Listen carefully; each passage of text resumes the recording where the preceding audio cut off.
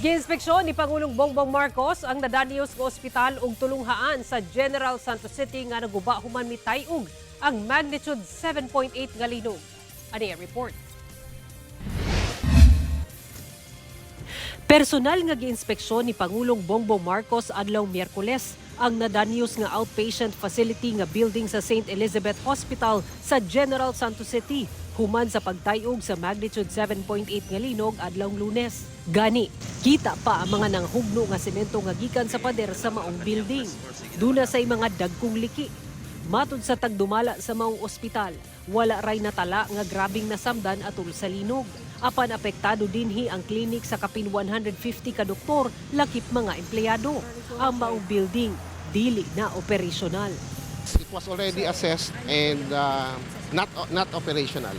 We need to rebuild, rehabilitate, and it will take siguro at the very least 4 to 6 months before we are able to bring it back up again.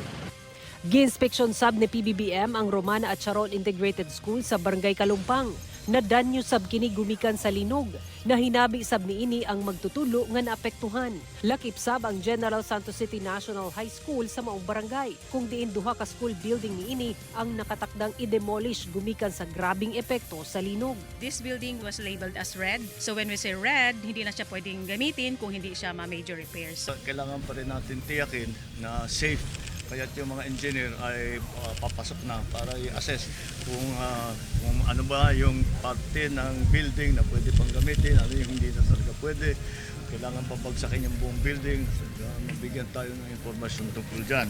Gawas ni ini, gibisita sab ni PBBM ang pag-apod-apod og 5,000 pesos ngadto sa unang 5,000 displaced workers gumikan sa linog ubos sa AIX program sa DSWD.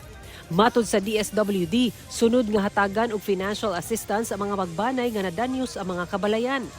Makadawat og tig 50,000 pesos ang mga kabanay nga dunay namatayan gumikan sa linog. Atol sa pagbisita sa Pangulo, anaasab sa 100 million pesos nga pondo nga pang-repair sa nadanyos nga City Hall ang nakatakdang ihatag ngadto sa LGU Gensan. Padayon madud pa ang assessment sa gobyerno alang sa ubang nadanyos nga infrastruktura. Taos-puso kami nagpapasalamat sa kanya dahil nga po ang bilis po ng tulong na aming natatanggap ngayon. Pagkatutukan sab ni PBBM ang laing probinsya nga apektado sa linog sama sa Sarangani ug ubang lugar sa South Cotabato.